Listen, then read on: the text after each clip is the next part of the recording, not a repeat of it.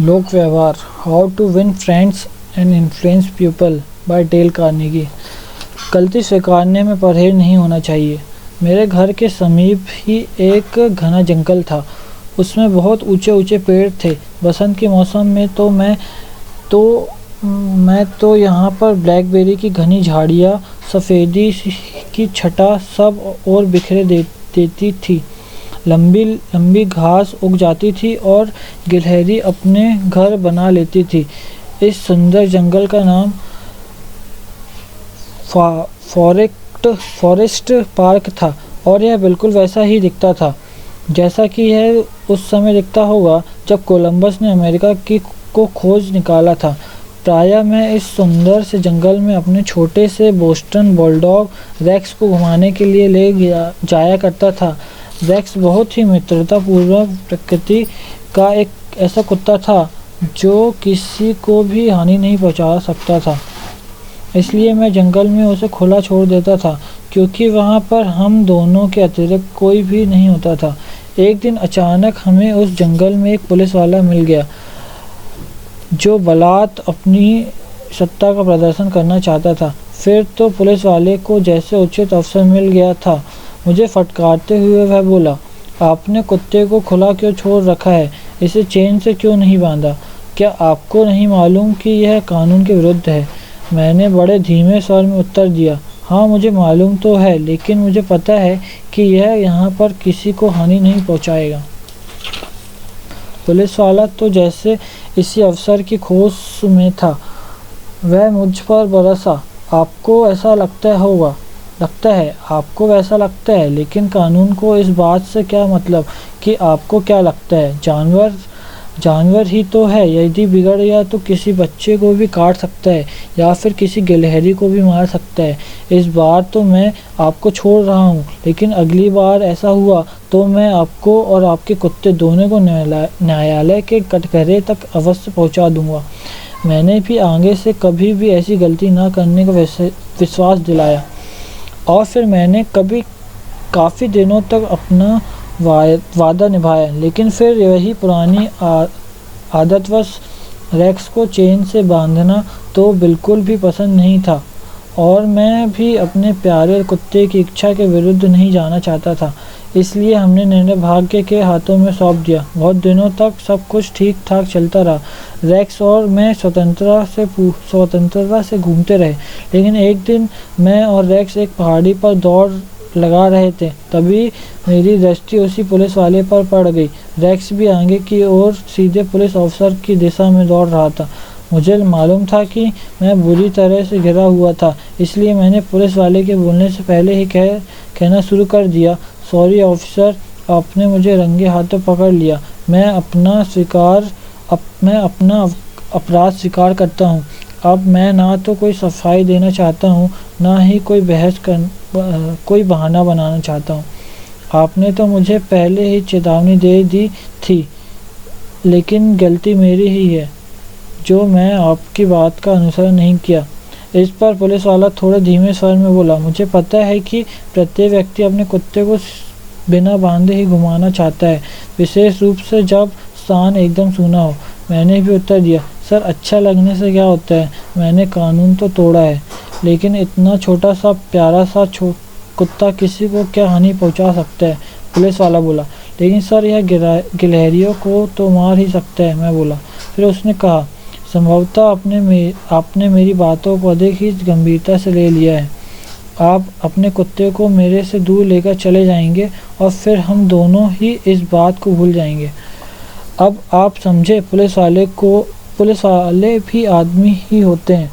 वह तो मुझ पर रोज रौब जमाकर स्वयं को महत्वपूर्ण प्रमाणित करना चाहता था, लेकिन मैंने जब स्वयं को ही दोषी मान लिया तो वह भी अपना आत्मसम्मान दर्शाते हुए दयालु और उदार बन गया। लेकिन यदि मैं बहस करता, अपनी बात पर अड़ा रहता, फिर इसका परिणाम दूसरा ही होता। वैसे भी पुलिस वालों से बहस में कोई जीत ही नहीं सकता। उसके साथ शाब्दिक तर्क वितर्क करने के स्थान पर मैंने स्वयं को ही गलत मान लिया और उससे सही। मैंने अपनी गलती तुरंत ही पूरे उत्साह से मानी थी। फिर वह मेरा पक्ष लेने लगा और मैं उसका। इस प्रकार सारा मामला सरलता से सुलझ गया। उस पुलिस वाले ने तो लॉर्ड चेस्टरफील्ड से भी अधिकतर उदारता का प्रदर्शन किया था, जबकि उसी पुलिस वाले ने कुछ दिनों पहले मुझे कटघरे तक ले जाने की बात कही थी। अब आप भी इस तकनीक का प्रयोग करके अवश्य देखें। यदि कोई आपकी गलती पर आपको डांटने वाला हो तो यदि यही होगा कि आप उससे पहले ही अपनी गलती मान ले, अपनी बुराई करना शुरू कर दे, बजाय इसके कि सामने वाला आपकी गलतियां बताकर आपको डांटे। अपनी उन सारी गलतियों को मन से स्वीकार कर ले जिनके लिए आपको डांट पड़ने वाली है। यदि आप ऐसा करेंगे तो सामने वाला भी आपके प्रति उदार होकर आपको क्षमा कर देगा, जैसा कि उस पुलिस वाले ने किया था। 100 में से 9 बार तो ऐसा ही होगा। 100 में से 9 बार तो ऐसा होगा ही। अपने एक हठी तथा चिड़चिड़े ग्राहक के सामने कमर्शियल आर्टिस्ट फर्डिनंड ई वॉरेन ने भी इसी तकनीक का प्रयोग किया था। मिस्टर वॉरेन ने हमें कहानी इस प्रकार सुनाई थी। प्रकाशन तथा विज्ञापन के लिए ड्राइंग बनाते समय एकदम सटीक तथा चौकन्ना होना बहुत महत्वपूर्ण होता है, लेकिन छोटी छोटी गलतियां तब अधिक हो जाती है जब कोई आर्ट एडिटर बहुत शीघ्रता से काम करने के लिए कहता है। मेरी दृष्टि में एक ऐसा आर्ट एडिटर है जिससे दूसरे की गलतियां ढूंढने में भी आनंद आता है। इसलिए जब भी मैं उसके ऑफिसर से बाहर आता हूँ तो मेरा मूड बहुत ख़राब हो जाता है। कारण उसकी आलोचना नहीं है, बल्कि उसके आक्रमण का तरीका है।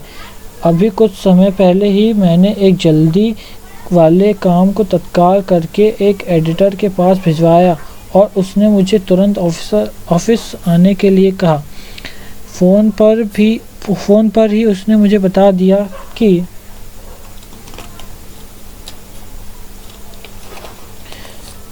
मुझसे कोई गलती हुई थी। जैसा मैंने सोचा था बिल्कुल वैसा ही हुआ। जैसा ही मैं उसके ऑफिस में पहुंचा तो मैं समझ गया कि वह शत्रुतापूर्ण मूड में था और मन ही मन बहुत प्रसन्न था कि चलो निंदा करने का एक और मौका हाथ आ गया।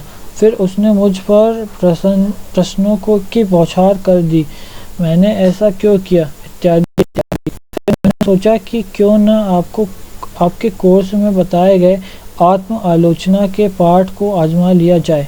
मैं उससे बोला, आप बिल्कुल ठीक कह रहे हैं, गलती मेरी ही है और इसके लिए कोई बहाना भी नहीं बनाना चाहता। मैं बहुत समय से ड्राइंग कर रहा हूँ, फिर भी मुझसे गलती हो गई। मैं वास्तव में स्वयं पर शर्मिंदा हूँ। और आश्चर्यजनक रूप से वह तो मेरा बचाव करने लगा। हाँ, आप ठीक कह रहे हैं, लेकिन गलती इतनी भी गंभीर नहीं है। यह तो बस, मैंने उसे बीच में ही टोक कर कहा, किसी भी गलती के कारण चिढ़ पैदा होना तो स्वाभाविक ही है और गलती तो गलती ही है, चाहे छोटी हो या बड़ी। छोटी से छोटी गलती भी कभी कभी बहुत महंगी साबित होती है। वह फिर से बीच में बोलना चाहता था, लेकिन मैंने उसे बोलने का अवसर ही नहीं दिया। मैं तो जीवन में पहली बार अपनी स्वयं की आलोचना कर रहा था, इसलिए मुझे बहुत आनंद आ रहा था। मैंने आगे कहा, मुझे अपने कार्य को सावधानीपूर्वक करना चाहिए था। आप मुझे इतना काम देते हैं तो मेरा भी तो कर्तव्य बनता है कि मैं सर्वश्रेष्ठ काम करूं। इसलिए ड्राइंग को मैं दोबारा बनाकर दूंगा, यही मेरी गलती का दंड है। उसने विरोध किया, नहीं, ऐसा करने का कोई आवश्यकता नहीं है। फिर वह मेरे काम की प्रशंसा करने लगा और कहा कि मुझे अधिक परेशान होने की आवश्यकता नहीं है, इसमें केवल एक छोटे से सुधार की आवश्यकता है। मेरी इस छोटी सी गलती से उसकी फर्म को कोई नुकसान नहीं होगा। मेरे द्वारा स्वयं की गलती स्वीकार कर लेने से, स्वयं के दोष गिनाने से उसका क्रोध एकदम शांत हो गया। वह मुझे खाने पर ले गया और जाते समय मुझे पूरी धनराशि का चेक देने के साथ साथ नया काम भी सौंप दिया। इस प्रकार स्वयं की गलती बनाने के लिए तथा स्वयं अपनी बुराई करने के लिए बहुत दिल चाहिए, लेकिन ऐसा करके मनुष्य को आत्मसंतुष्टि ज़रूर मिलती है। ऐसा करने से न केवल हमारे अंदर का अपराध बोध तथा सुरक्षात्मकता समाप्त होते हैं, बल्कि साथ साथ इस गलती के कारण उत्पन्न समस्या भी सरलता से सुलझ जाती है। अल्बुकर्की, न्यू मैक्सिको के बूच हार्वे ने मेडिकल की छुट्टी पर गए एक कर्मचारी को भूल से पूरा वेतन दे दिया। जब उसे अपनी गलती का पता चला तो उस कर्मचारी से कह दिया कि वह अगले महीने के वेतन में से वे सारे पैसे काट लेगा। इस पर कर्मचारी ने यह प्रार्थना की कि अगर वह पूरा वेतन एक साथ काट लेंगे तो फिर वह भारी आर्थिक संकट में फंस जाएगा, इसलिए वह किस्तों में उसके पैसे काट ले। ताकि ऐसा करने के लिए हार्वे को अपने सुपरवाइज़र से अनुमति लेनी होगी और निश्चित ही वह उस पर बहुत क्रोधित हो जाएंगे। तभी हार्वे ने निश्चित किया कि वह सारी परेशानियां उसकी अपनी गलती के कारण उत्पन्न हुई है, इसलिए उसने कहा वह बॉस के सामने अपनी गलती मान लेगा। मेरे बॉस के ऑफिस में जाकर उनसे कह दिया मुझसे एक बड़ी गलती हो गई है, और फिर मैंने सारी कहानी सुना दी। बॉस ने क्रोध से कहा यह मेरी नहीं है बल्कि पर्सनल डिपार्टमेंट की गलती है। मैंने फिर दोहराया कि नहीं, मेरी ही गलती है। एक बार फिर बॉस ने गलती को 2 लोगों के सिर पर मढ़ दिया, लेकिन मैं फिर बार बार यही दोहराता रहा कि नहीं, गलती मेरी ही थी। अंत में बॉस भी मेरी बात से सहमत होकर कहने लगा चलो ठीक है, गलती तुम्हारी ही थी, इसलिए अब जाकर इसे सुधार लो। और फिर सारी उलझनें सुलझ गई और किसी को पता भी नहीं चला। मैं भी बहुत प्रसन्न था कि मैंने एक तनावपूर्ण परिस्थिति को इतने आराम से सुलझा दिया था, और वह काम मैंने अपना परिस्थिति को इतने आराम से सुलझा दिया था और वह काम मैंने अपना बचाव न करते हुए बहुत साहसिक ढंग से किया था। इस घटना के बाद तो बॉस मेरा अधिक इज्जत करने लगे और मैं बॉस की। प्रत्येक मूर्ख व्यक्ति अपनी गलती को छिपाने के लिए हमेशा 100 प्रकार के बहाने बनाता है, और हम में से अधिकतर लोग यही करते हैं। लेकिन यदि आप अपनी गलती मान लेते हैं तो सामने वाले की दृष्टि में आप और भी ऊपर उठ जाते हैं तथा इससे आपको आनंद तथा प्रतिष्ठा का भी अनुभव होता है। उदाहरण के लिए इतिहास ने इस बात को स्पष्ट किया है कि रॉबर्ट ई ली के बारे में जो सबसे अच्छी बात थी वह यह थी कि उन्होंने केवल स्वयं को ही गेटिसबर्ग के युद्ध में पिकेट के आक्रमण के बाद पूरे हार के लिए दोषी माना था। निसंदेह पिकेट का आक्रमण पश्चिमी संसार के इतिहास में हुआ सबसे शानदार तथा दर्शनीय आक्रमण था। जनरल जॉर्ज ई पिकेट अपने आप में ही काफ़ी दर्शनीय थे। उनके बाल कंधे तक झूलते रहते थे तथा नेपोलियन की ही तरह वे भी प्रत्येक दिन युद्ध के समय में ही भावनात्मक उत्कटता से भरपूर प्रेम पत्र लिखते थे। उनके सैनिकों ने उस दर्दनाक जुलाई की दोपहर को अपना जोश और साहस बढ़ाते हुए नारे लगाए। पिकेट यूनियन लाइन्स की ओर तीव्रता से आगे बढ़ने लगा तथा पूरी सेना उसके पीछे पीछे चल दी।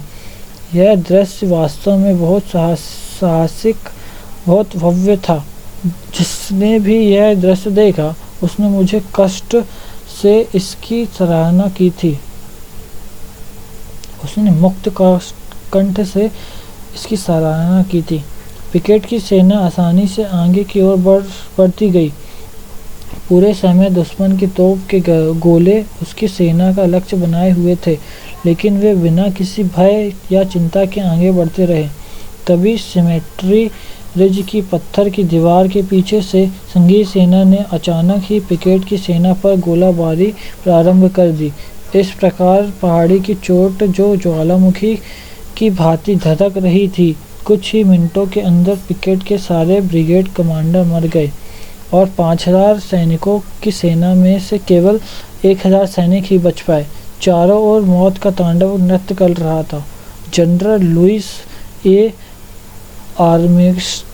आर्मिस्टेड ने अंतिम आक्रमण में सैनिकों का नेतृत्व किया। वे आगे बढ़कर पत्थर की दीवार पर चढ़ गए और अपनी तलवार की नोक पर अपनी टोपी को लहराते हुए चीखने लगे, मेरे वीर सैनिकों, उन्हें मजा चखाकर ही सांस लेना। लेकिन मैं सैनिकों ने भी उनकी आज्ञा का पालन किया।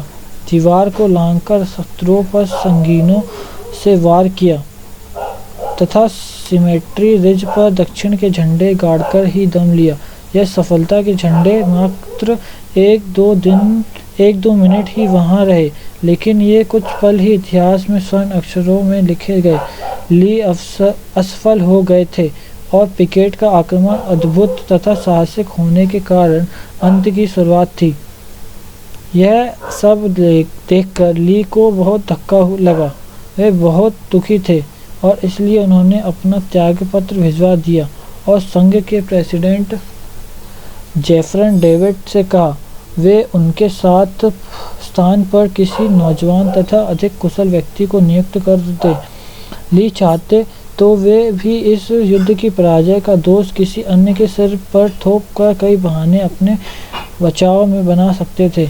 वास्तव में गलती उनके सैनिकों से भी हुई थी। उनके कई डिवीज़न कमांडरों ने उनसे विश्वासघात भी किया था, लेकिन जनरल ली ने अपनी महानता को प्रमाणित करते हुए सारा दोष अपने सिर पर ले लिया था। जब पिकेट के हताश तथा खून से सने सिपाही वापस आए तो रॉबर्ट ई ली उनसे अकेले में मिले थे और उनका अभिनंदन उन्होंने स्वयं की आलोचना के साथ किया था। उन्होंने साफ कह दिया, सारी त्रुटियां मुझसे ही हुई है। इस पराजय के लिए भी मात्र मैं ही जिम्मेदार हूँ। सारे इतिहास में शायद ही किसी और ने इतनी विशाल हृदय तथा दृढ़ चारित्रिक विशेषताओं का परिचय दिया होगा। हमारे कोर्स में हांगकांग के माइकल चोंग भी पढ़ाते थे। उन्होंने हमें बताया कि किस प्रकार चीन की संस्कृति अनेक बार कुछ विशेष समस्याओं को जन्म देती है और फिर किस प्रकार नए सिद्धांतों को अपनाकर लाभ होता है।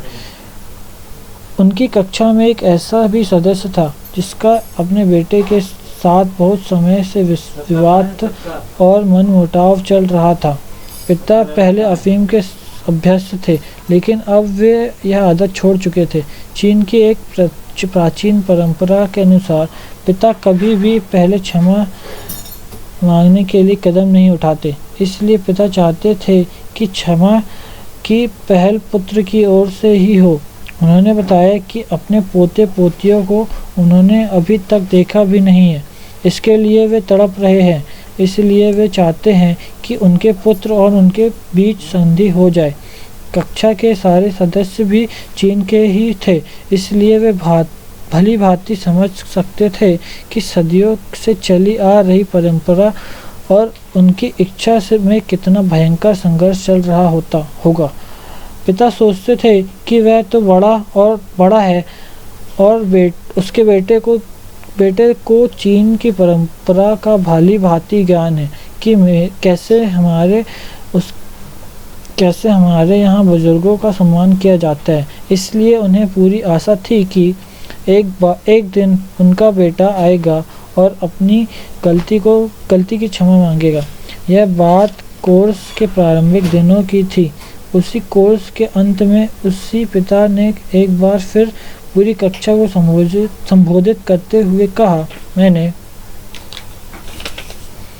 डेल कार्नेगी की इस कक्षा में सीखा है कि यदि गलती आपकी हो तो उसे तुरंत मान लेना चाहिए। वैसा तो अब अपनी गलती मानने के लिए मुझे बहुत देर हो चुका है, लेकिन फिर भी मैं अपनी गलती को मानने के लिए तैयार हूँ। मुझसे ही अपने बेटे के साथ अन्यथा हुआ है। गलती मेरी ही है, इसमें उसका कोई दोष नहीं है कि वह मुझसे नाराज़ है। वैसे तो वैसे तो बेटे से क्षमा मांगना हमारी परंपरा में सम्मिलित नहीं है, लेकिन जब गलती मेरी थी तो उसे मानने में कैसी शर्म, कैसी परंपरा। पूरी कक्षा उनकी महानता के सामने आगे झुक गई। सभी ने खूब तालियां बजाई और उनका समर्थन किया। उन्होंने ही बताया कि किस प्रकार वे अपने पुत्र के घर गए और उनके संबंधों में फिर से मधुरता घुल गई। अब उनको अपनी बहू तथा पोते पोतियों को देखने का सपना भी सच हो चुका है। अल्बर्ट हबार्ड देश के बहुत सम्मानित तथा प्रसिद्ध लेखक थे। कभी कभी उनके वाक्यों की चुभन से लोगों की भावनाएं भड़क उठती थी, लेकिन हबार्ड ने लोक व्यवहार की दुर्बल कला कूट कर भरी थी। इसी के कारण उनके शत्रु भी उनके मित्र बन जाते थे। उदाहरणतया यदि कोई पाठक उनके लेख से चिढ़कर वह लिखता था कि वह उनके उस लेख में व्यक्ति विचारों से बिल्कुल भी सहमत नहीं है, तथा अंत में वह लेखक में कभी भी निकाल देता था, तो हबार्ड उस पत्र का उत्तर इस प्रकार देते थे। यदि ध्यानपूर्वक देखा जाए तो आज की तारीख में मैं स्वयं ही अपने उस लेख के विचारों से पूर्णतः सहमत नहीं हूँ। मैं जो कुछ भी आज लिखता हूँ अगले दिन वही मुझे अच्छा नहीं लगता। मैं मन से आपका आभारी हूँ कि आपने अपने विचार लिखकर भेजे। मुझे प्रसन्नता होगी कि आप और मैं किसी दिन इस विषय पर विस्तार पूर्वक चर्चा करें। हाँ, अभी इस समय मैं दूर से ही आपको नमस्ते करता हूँ। आपका अपना। अब आप स्वयं ही सोचिए कि इस प्रकार का उत्तर पाकर क्या कोई उस व्यक्ति के बारे में कुछ गलत सोच सकता है। तो इस अध्ययन का सार यही है कि जब हम सही हो तो हमें अपनी बात को धीरे धीरे से और कूटनीति से लोगों से मनवाने का प्रयास करना चाहिए, पर जब हम गलत हो तो हमें तत्काल बिना किसी झिझक के पूरे उत्साह और ईमानदारी से उस गलती को मान लेना चाहिए। इस तकनीक का प्रयोग करने से सुखद परिणाम निकलेंगे तथा साथ साथ आपको भी आत्मिक संतुष्टि का अनुभव होगा। इस पुरानी कहावत को हमेशा अपने मस्तिष्क में रखें।